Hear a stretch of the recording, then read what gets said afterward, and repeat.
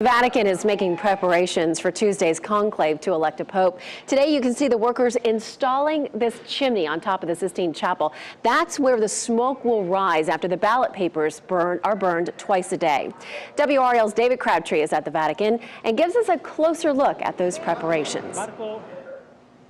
The eyes of the world once again are on Vatican City, as within a matter of days, we're expected to hear word that a new pope has been elected. Some 1.2 billion people call themselves Roman Catholic, and this giant church has been referred to as a huge ocean liner with no one at the helm. Whoever takes that helm as the new pope has some rough sailing ahead. Financial issues, sexual scandals, things that continue to rock the church. The voting will take place here inside the Sistine Chapel, where workers continue to prepare it today for conclave. They also added these stoves. That's where the ballots will be burned. If there's no pope elected, a canister of chemicals is added to make the smoke black. If there is an election, it's supposed to be sort of white or gray, and it comes from this chimney. In the past, that's been confusing, but it will be cleared up by the tolling of this 10-ton bell. Why does all of this matter? If you're not Catholic, not Christian, not spiritual, why do you care? It's a subject we'll be tackling for the next couple of days, and we'll begin tomorrow night by talking with 3 Triangle area clergy, none of them Roman Catholic, who talk about a common denominator of why this does matter. From Vatican City, along with photojournalist Keith Baker, I'm David Crabtree. And the world is watching the tradition and ceremony surrounding the selection of the next pope. David and Keith will bring you unique insight on the conclave in the coming days. Continue to look for their reports on air and on WRAL.com. All right, thank you. The process to pick the new pope begins tomorrow when the conclave starts, and today cardinals signed up to speak during a closed-door session, so there's still plenty of work to be done. WRAL's David Crabtree joins us live from Vatican City with a look at what is going on today and what we have to look forward to for the rest of the week. Good to see you, David. Good morning. Hey, Bill and Michelle, good to see you as well. As you mentioned, the cardinals are meeting at this time. They're staying in what's known as congregation a little longer than had been anticipated, leading some here to believe there's a little more talking to go on about what about this person? What could be in this for me? What is their history? Now, earlier today, if you take a look over my shoulder, you see this scarlet curtain has been draped.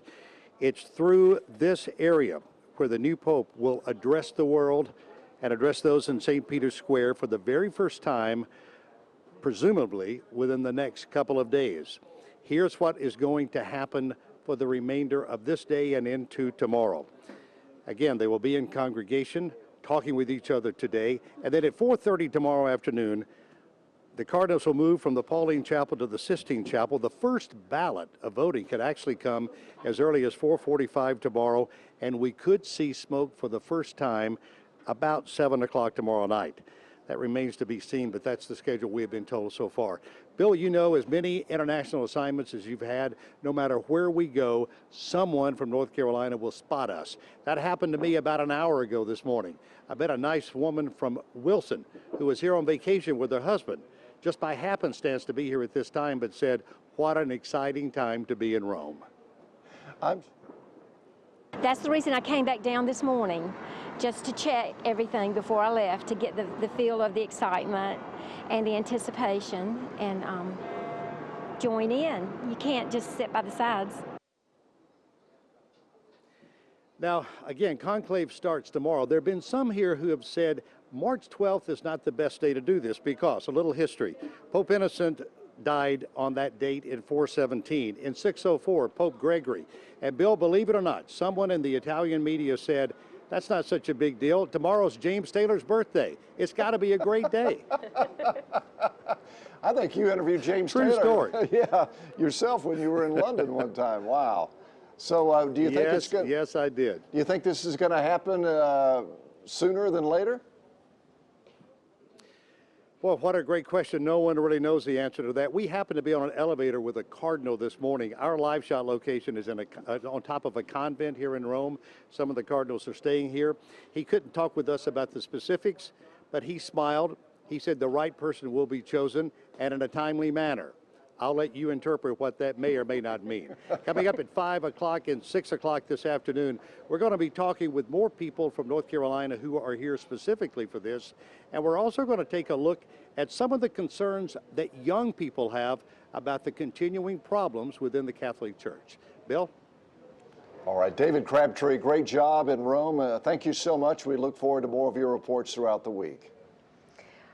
Our David Crabtree is in Rome and brings us insight from Triangle leaders of other faiths about why they are focusing on this historic event.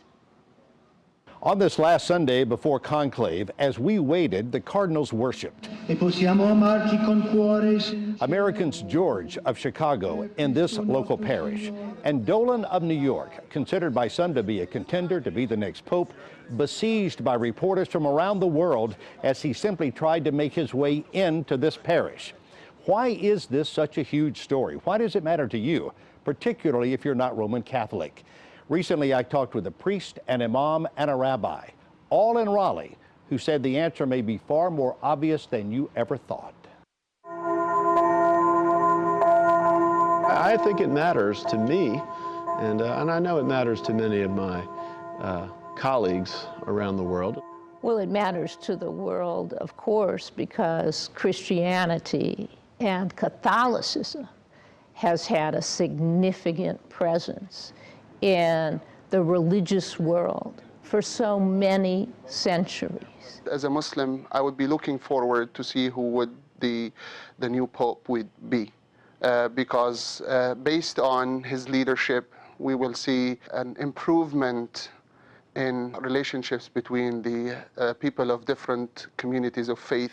I think historically and globally, like it or not, whoever the pope is the most important Christian in the world in terms of their voice, in terms of what they say about the gospel and about God's will. My prayers are with the church, with those who are making this decision at this time. I know that this is a very difficult time for the church, and that the cardinals have before them pressure upon them. I would love to share with my brethren from different faith communities. God says in the Quran, God loves those who are just. So as Muslims, we are commanded to work kindly and justly with those who are willing to promote justice and peace in the whole world. Several people from the Triangle are here to witness this historic event. Tomorrow we talk with a couple from Warren County who used to live in Rome, who are here again now to see who is going to be the next leader of the Catholic Church. Along with photographer Keith Baker, I'm David Crabtree in Vatican City. The world is watching the tradition and ceremony surrounding the selection of the next pope. David and photojournalist Keith Baker will continue to bring you unique insight into the conclave in the coming days. Continue to look for their reports on air and on WRAL.com. The Cardinals wrapped up their final meeting earlier today before the conclave begins. Good evening, and thank you for joining us. I'm Deborah Morgan. And I'm Gerald Owens. The process of selecting the next pope begins tomorrow with a mass at St. Peter's Basilica, the last public event. During the conclave, the cardinals will pray and vote in silence in the Sistine Chapel. It's expected to last 2 to 3 days. WRAL's David Crabtree is live in Vatican City tonight, where people from right here in North Carolina have made the long journey to watch history unfold. David? Yeah, it's pretty amazing, Deb. In fact, even in this cold and rain and wind tonight, people have been in and out of Vatican City all day today. In fact, by midweek, millions of people are expected to be here, and right in the midst of them, North Carolinians, all here to witness history, as you said, and to see who the next pope is going to be. Throughout the day, the world waited. Another day before conclave, and at least another day before we hear this bell signal the selection of a new pope. These 115 cardinals will vote. 77 are needed to win. North Carolinians are here to watch this window, where the new pope will greet the world. We still call him St. Peter. He was our rock, also is our rock. Jeanette and Alan Kimball are from Warren County. He was the military attaché at the U.S. Embassy. That was 20 years ago, yet Rome still feels like home, particularly St. Peter's. Even though we've done it over the years a number of times, the hair still stood up on the back of my neck as I walked through and looked at all of that history. Timothy Ahn and Michael Schutz are Raleigh seminarians at Rome's North American College. You're a long way from Raleigh. That is for sure. You really do talk basketball here. Young men called to the priesthood who still love ACC basketball. Michael, NC State, Tim, Duke. They're also watching much of this title match from the inside. So you have cardinals and bishops, one after the other, coming in, and they've all taken residence right down the hallway here, you know, and it's been very interesting to have all of that around us. Keep you on your toes. Yeah. For all of these people, what are they looking for in the next leader of this massive church? Just a guy who's young and vibrant, a guy who's aware of what's going on in the world. Someone that's young enough to carry on and to cure, at least lead, during this time when there's so much opposition and things that are difficult for Catholics. You wanted a guy that is able to assist and able to heal whatever problems people are going through. I'm sure that that the Holy Spirit will select the one that the church needs at this time. You're confident? I'm confident, yeah. Now, the conclave does begin in a matter of hours officially, but between now and then, a lot has to be done. And coming up tonight at 10 and 11, we'll take a look at the schedule between now and the beginning of conclave tomorrow afternoon. Deb, Gerald? David, will the cardinals stay in isolation now until a pope is chosen? Not tonight, but they will beginning tomorrow. And at that time, they will be sequestered, only talking with each other and those who are there to help serve them, those who bring them food and supplies that they need. But between late tonight and until they select a pope, they will be talking only with each other following the Mass tomorrow. All right, David Crabtree live in the Vatican City. We'll see you again tonight at 10 and 11. Right now on WRAL, thousands of people cheering as the Pope is chosen. White smoke poured from the chimney of the Sistine Chapel just after 2 o'clock our time. The bells ringing from St. Peter's Basilica confirmed it.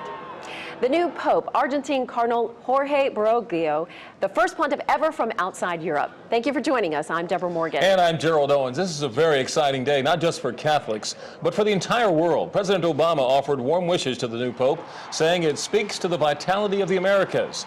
Vice President Biden will lead the U.S. delegation to the new Pope's installation. 76-year-old Bergoglio came to address the crowd and to pray with the people. He will take the name Pope Francis. WRAL's David Crabtree has been in the middle of all this excitement all evening. He joins us live from Vatican City. And David, talk about the mood there after this was announced.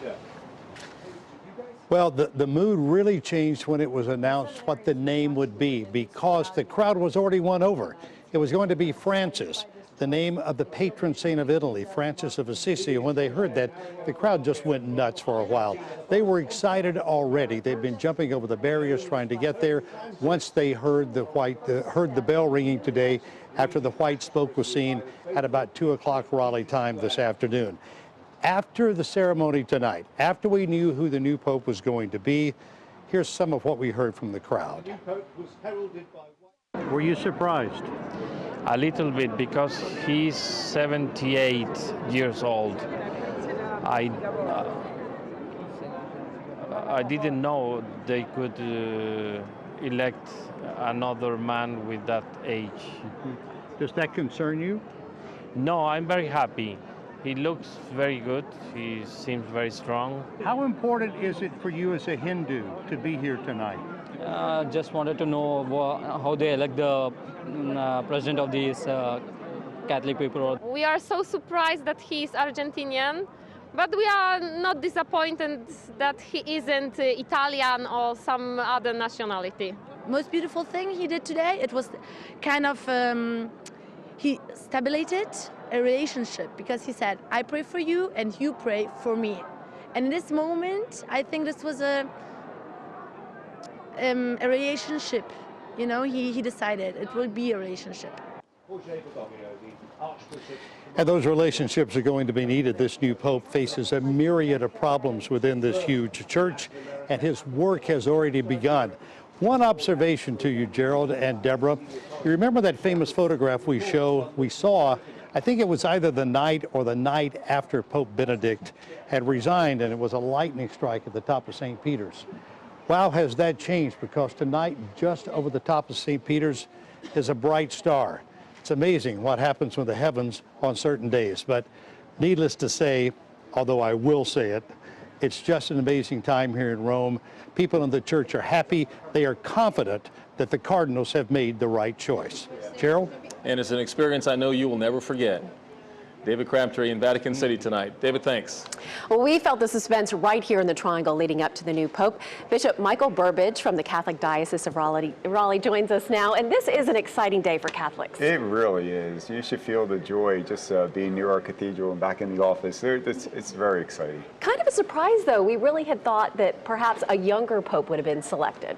That was the talk. That was the human talk. Yeah. But we certainly know in past elections, the Holy Spirit, God has surprised us. So no doubt the Cardinals felt a great comfort level and have given us this new leader. Do you think he will be energetic and be able to lead the faithful? Well, what you read, I mean, we're learning a lot about him in a short period of time, but what you hear is he is someone always with the people, always with the people. And so I think he will be that type of leader. Pretty important, too, that the first Pope is now from the Americas, you know, that he is representing that part of the hemisphere, which is where most of the Roman Catholics are. Yeah, exactly. And, you know, that's what we profess when we say our creed. We're one holy Catholic apostolic universality, and it's certainly represented in this beautiful selection. At 76 years old, do you think we're going to be going through this process pretty soon again? Well, I believe the Cardinals believe we have a strong 76-year-old, and he certainly looks that way, and he'll need lots of energy and stamina, so I'm sure they believe he has those gifts. What are you going to be talking about here with your diocese in the Raleigh area when it comes to the new Pope? Well, one of the most humble, beautiful gesture when he bowed. Before he gave his blessing, he bowed and asked the people to pray for him. So that's what I'm asking the faithful to respond generously to that request. Here's a humble servant who knows he needs our prayer, so let's give him that gift. You know, even people who aren't Catholic, I think, are watching this. It's history, it's momentous, it's a lot of ceremony, and so it really does seem to bring people of all religions perhaps closer together. It does, and I think that's what he has already said. He talked about the unity that must be ours, not just the unity within the Catholic Church, the unity that is ours as God's family. And so all people know that we are really brothers and sisters, and let's work together to be united and to reflect the peace that Christ so much wants in our world. Bishop Michael Burbidge, thank you so much for being here with us. Gerald? All right, Deb. The doors of Catholic cathedrals across the Triangle were open today to allow the faithful to come and pray for Pope Francis. WRAL's Adam Owen spoke with people in the area. He joins us live from St. Raphael's Catholic Church in Raleigh. Adam, what are people saying about this choice? Well, this is a particularly exciting choice, Gerald, for the people that go to this church particularly. The new pope is a Jesuit. So are the people at this church. The pastor here tells me that the Jesuit order is not one that usually seeks higher office in the church, and that's why it was frankly a bit of a surprise, this announcement for many people here. Pope Francis is also from Argentina, and that must also mean a lot to this church. A third of their congregation has a Latin American background. He brings certainly that experience of Latin America, and so he's had an experience in a part of the world where the church has a long history, but is also growing and changing rapidly. And of course, there's a lot of excitement around this process and around the announcement that was made today, and that is also very important to the pastor. You have the opportunity to tell a lot more people what the church has to offer. Gerald. Adam Owens live in Raleigh tonight. Adam, thanks. To see the new Pope's full address to the world, just go to WRAL.com.